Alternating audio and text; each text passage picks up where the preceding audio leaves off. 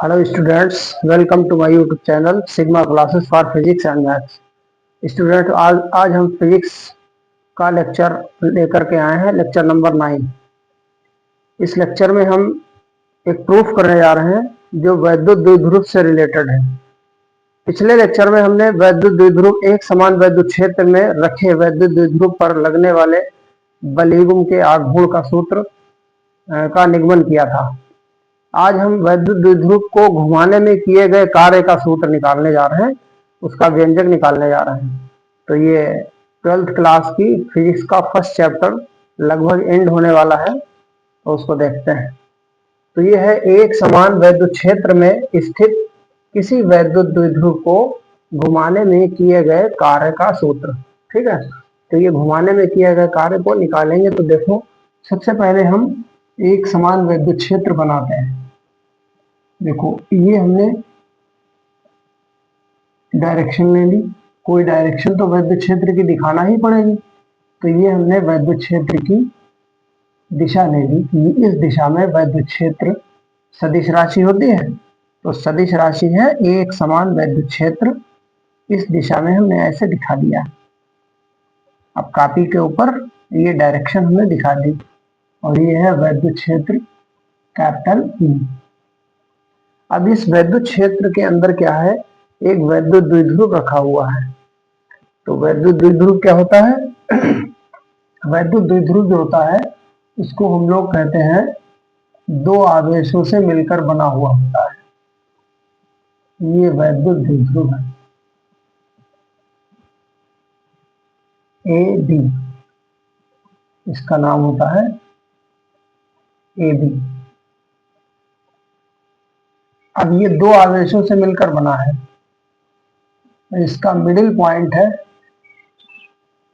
ओ, इसकी लंबाई 12 होती है, मध्य बिंदु के एक साइड में L, दूसरे साइड में L, ऐसा मानते हैं।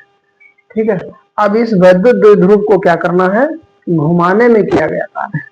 सपोज कर लो ये ऐसे वैद्युत द्विध्रुव रखा हुआ है। अब इसको जब हम घुमाएंगे तो एक सिरा अगर हम लेकर के ऐसे घुमाएं, एक सिरे को घुमाएं तो दूसरा देखो ऑटोमेटिक, जब ये ऐसे रखा है और हम ये ऊपर ले जाएं तो जब ये ऊपर जाएगा तो नीचे देखो ये क्या हुआ, ये वाला भी सिरा यहाँ ना होकर के ऐसे घूम जाएगा, तो दोनों सिरे चलेंगे ऐसे। तो ये पोजीशन में था, अब हम इसको कोई बाह्य बल से घुमाएंगे ऐसे, ये इस पोजीशन में आ जाएगा। तो ये वाला सिरा जो है वो भी नीचे चला गया और ये वाला ऊपर चला गया। तो देखो दिखाते हैं, इसकी पोजीशन जो है वो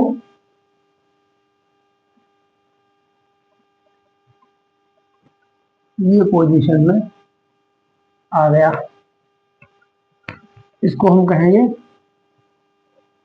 ए डैश और इसको कहेंगे बी डैश। ए डैश बी डैश पोजीशन में ये वैद्युत द्विध्रुव आ गया। तो ये कितना विस्थापन हुआ? अच्छा, ये ए डैश बी डैश पोजीशन में जब आया है तो जब वैद्युत द्विध्रुव पर रखा जाता है, वैद्युत द्विध्रुव में कोई विद्युत क्षेत्र में कोई वैद्युत द्विध्रुव रखा जाता है तो उसके दो जो आवेश होते हैं, एक प्लस क्यू आवेश होता है और एक माइनस क्यू आवेश होता है।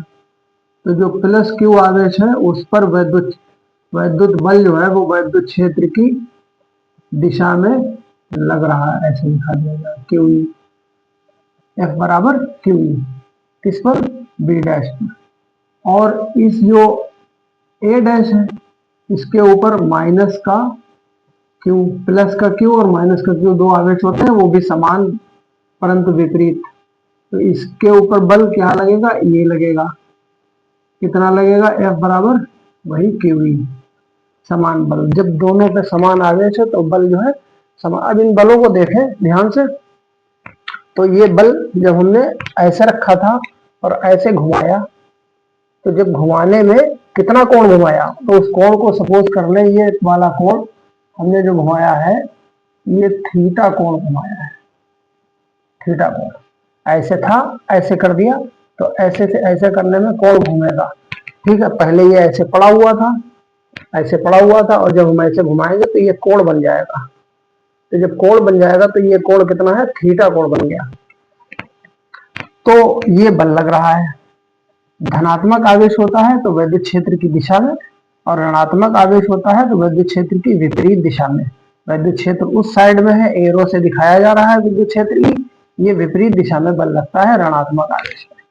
अब हमको निकालना है कि कार्य, तो कार्य होता क्या है, कार्य की परिभाषा में होता है कार्य बराबर होता है बल गुणा विस्थापन। ठीक है, कितना विस्थापन हुआ और कितना बल लगा, दोनों की गुणा कर दी जाए तो कार्य हो जाएगा। तो देखें कितना विस्थापन हुआ है, तो हमारा ये ए बी था, जब ये ऐसे गया, चलो दिखा दें इस तरीके से, ये और ये वाला जो था वो यहां से यहां आ गया, ये डैश ना ऐसे था, ऐसे अब ऐसे जाएगा तो ऐसे चाप ऐसा दिखाया जाएगा, ये चाप लगा तो नीचे भी लगेगा, नीचे भी लगेगा, ऊपर भी लगेगा, तो ऊपर वाला चाप वो हो गया, नीचे वाला ये हो गया। अब ये हमको दिखाना है कि क्षैतिज विस्थापन कितना हुआ, तो इसके ऊपर सीधे सीधे ये ऐसे मिला दें, ये बी के पीछे, ठीक है, कुछ नाम लिख दें सी, और यहां पर विस्थापन कर दें, ये सीधे सीधे डाला गया, जैसे ये सीधे डाला गया ऐसे ये, और यहाँ पर एकदम इसका नाम एकदम डी, ठीक है, डी पॉइंट, ये सी पॉइंट, ये डी पॉइंट। तो विद्युत क्षेत्र की डायरेक्शन ये है, विस्थापन बी सी पीछे तरफ हुआ, ऐसे ही विद्युत क्षेत्र की डायरेक्शन वो है, और विस्थापन जो हुआ ए से ए डैश आया सिरा, तो एडी विस्थापन हुआ, ये विस्थापन क्षैतिज विस्थापन यहाँ पर देखें, क्षैतिज लाइन, तो ये विस्थापन हो गया। अब हमें एडी और ये बीसी, ये विस्थापन अगर मालूम हो जाए तो बल तो पता है, एफ बराबर क्यू ई, ये हम जानते हैं। बल ई बराबर क्या होता है, विद्युत क्षेत्र की तीव्रता का सूत्र ई बराबर एफ अपान क्यू, तो यहाँ से एफ बराबर हो जाएगा क्यू ई, ये बहुत पहले ही बताया जा चुका है। तो अब हम इसमें कुछ थोड़ी सी थ्योरी लिख लें। क्या लिखेंगे, माना ए बी एक वैद्युत द्विध्रुव है, माना ए बी एक वैद्युत द्विध्रुव है जो एक समान वैद्युत क्षेत्र, एक समान वैद्युत क्षेत्र कैपिटल ई, एक समान वैद्युत क्षेत्र कैपिटल ई में स्थित है, स्थित है। ये मान लिया एक समान वैद्युत क्षेत्र ए बी है, और वो वैद्युत क्षेत्र कहाँ स्थित है, वैद्युत क्षेत्र कैपिटल ई में स्थित है, वैद्युत द्विध्रुव जो एक समान वैद्युत क्षेत्र में स्थित है। वैद्युत द्विध्रुव को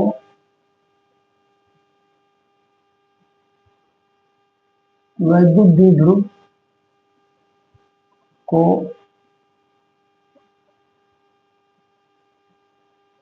थीटा कोण से घुमाकर ए डैश बी डैश स्थिति में लाया जाता है, तो वह बल द्वारा कार्य W किया जाता है। इसको हम स्थिति में लाएंगे तो कार्य तो करना ही पड़ेगा, तो ए डैश बी डैश स्थिति में लाया गया। पहले किस स्थिति में था? ए बी स्थिति में पड़ा हुआ था, बाद में इसको घुमाया गया। चाहे पूरे हम राउंड घुमा दें, 90 अंश, 180 अंश, 360 घुमा दें, तो ये सब कर सकते हैं। लेकिन अभी हमने क्या कहा, थीटा कोण से घुमाकर ए डैश बी डैश स्थिति में लाया जाता है। अतः प्लस क्यू आवेश के कारण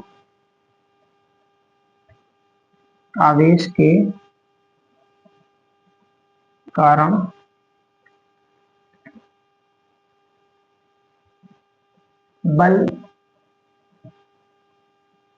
क्यूई के विपरीत दिशा में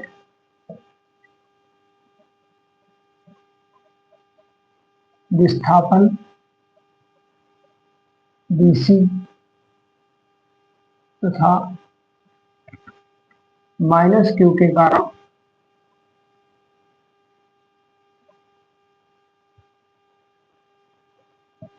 विस्थापन AD है, जबकि सममिति से सम्मित होता है कि जो समानता इधर है वही समानता इधर है। जब हम एक सिरे को पकड़ के ऐसे घुमाएंगे तो जितना ये नीचे आएगा उतना ही बस वो ऊपर जाएगा। ऐसा नहीं ये ज्यादा चला जाए, ये कम चला, नहीं, ऐसे है।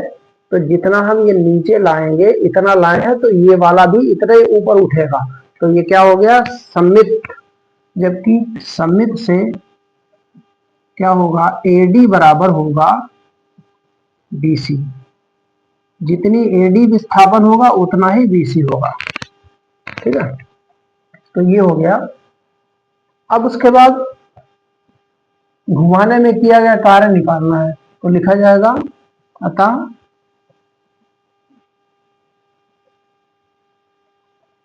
वैद्युत द्विध्रुव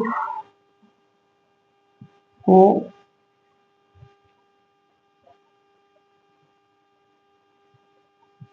बाह्य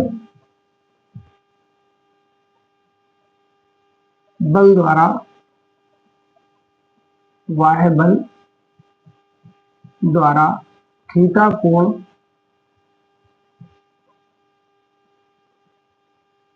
घुमाने में किया गया कारण W बराबर। अब इस कार्य को कैसे निकालेंगे, तो प्लस क्यू के कारण जो बल लग रहा है वो बल गुणा विस्थापन, तो लिखा जाएगा प्लस क्यू आवेश पर बल गुणा विस्थापन। वहां पर कौन सा विस्थापन है, उसका नाम क्या है, विस्थापन BC। एक सिरा वो हो गया। अब दूसरा सिरा ये दोनों जो है बल जो लगे हैं प्लस क्यू के कारण QE और माइनस क्यू के कारण QE, तो BC विस्थापन हो गया। अब लिखा जाएगा माइनस क्यू, ये प्लस क्यू के कारण माइनस क्यू के कारण बल गुणा विस्थापन, इधर वाला विस्थापन हो जाएगा AD, AC है AD। अब यहाँ पर वैल्यू डाल दें, प्लस क्यू के कारण जो बल है उस बल का नाम है QE, ये वाला QE बल है, ये भी बल QE, गुणा विस्थापन क्या है BC, प्लस माइनस क्यू के कारण क्या है QE, और गुणा विस्थापन क्या है AD।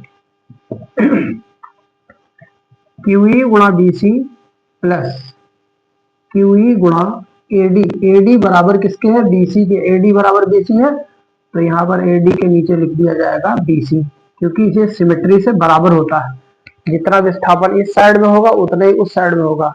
कोई कीली से जड़ा हुआ तो है नहीं कि ये नहीं चलेगा वो चलेगा, उसे चलाओगे तो ये ऑटोमेटिक चलेगा अपने आप, उतना ही चलेगा जितना उधर वाला चलेगा। तो यहाँ क्यू ई बी सी और plus Q E B C, तो एक ये क्यू ई बी सी और दूसरा ये, तो कितने हो गए 2 क्यू ई बी सी। अब 2 क्यू ई तो लिख लिया, बी सी हमें कैसे पता चले, तो बी सी इस स्टाइल से पता करेंगे कि हम इसको लिखेंगे, पूरा ले लो ओ बी, ओ बी में से घटा देंगे ओ सी। अगर ओ बी में से ओ सी घटाएं तो क्या बचेगा, ये ओ बी है इतनी और उसमें से ओ सी घटा दें, इस साइड को ओ सी घटा दें तो उधर बी सी वाली बच जाएगी, तो ये बी सी की वैल्यू ये वाली हो गई। अब ये ओ बी कितना है ये हम जानते हैं, ओ से लगा के बी तक की दूरी जो होती है वो एल होती है, ठीक है, और ओ से लगा के ए तक की दूरी ये भी एल है, यानी ये दूरी और ये दूरी एल है। साइड में लिख दें ओ बी बराबर एल और ओ ए बराबर एल, वैद्युत द्विध्रुव की साइड की दूरियां एल एल होती है।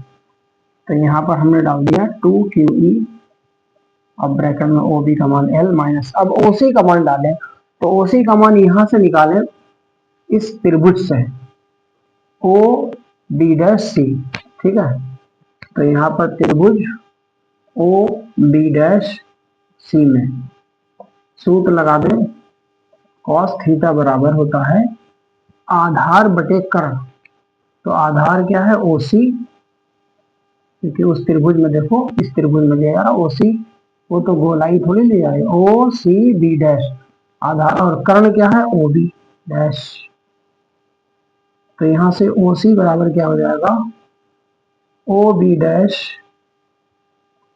कॉस थीटा, और ओ बी डैश कितना है, ओ से लगा के बी डैश तक ये एल है, क्योंकि ये पहले ये था एल और एल, अब ये पोजीशन आ गया तो ये एल है ये भी एल है, ठीक है, तो यहाँ पर क्या हो जाएगा एल कॉस थीटा, तो ओ सी की वैल्यू कितनी आ गई एल कॉस थीटा।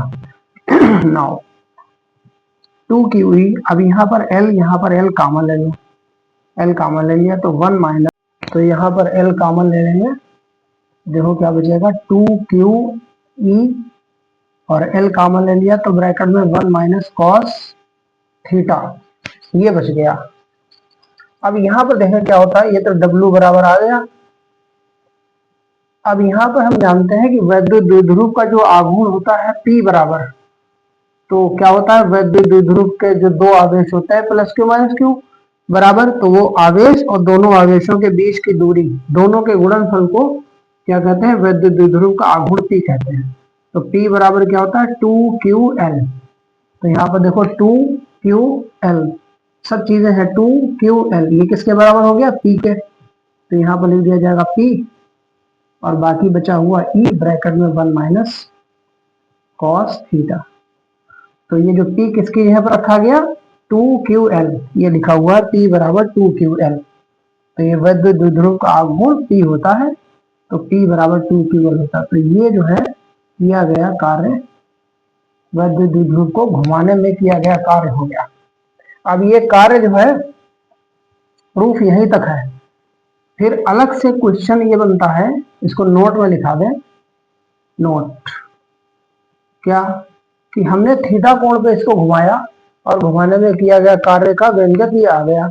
अगर हम इस थीटा कोण को थीटा बराबर 90 ले लें, कोई भी कोण ले लें, 60 ले लें, 30 ले लें, 90, 180 कुछ भी ले लें, तो हम देखो नोट में लिखा है नंबर 1, यदि थीटा बराबर 90 अंश, तो कार्य ये बोर्ड में आता है, बोर्ड परीक्षा में यूपी बोर्ड में, तब कार्य कितना करना पड़ेगा, तो कार्य W बराबर PE, कहां पर यहाँ पर आओ PE ब्रैकेट में 1 माइनस कॉस 90 अंश, तो PE और कॉस 90 का मान जो होता है वो 0 होता है, तो W बराबर कितना आ जाएगा कार्य W बराबर PE आ गया।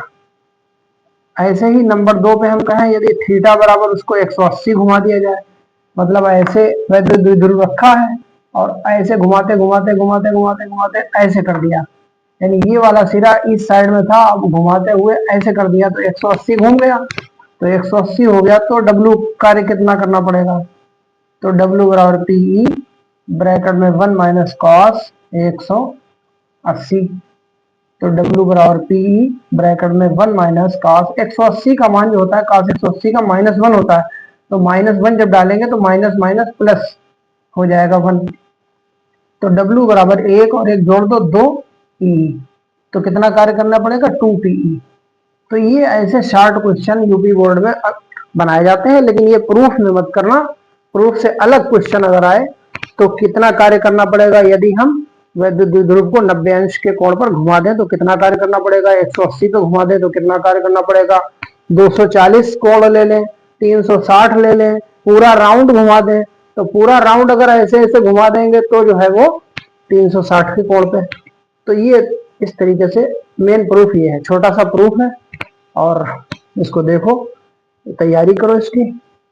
और अगर ये प्रूफ समझ में आए तो हमारे वीडियो को लाइक, शेयर और सब्सक्राइब करें, चैनल को अपने फ्रेंड्स को बताएं, जिससे कि हम और अच्छे अच्छे तरीके से प्रूफ आगे करवाएं।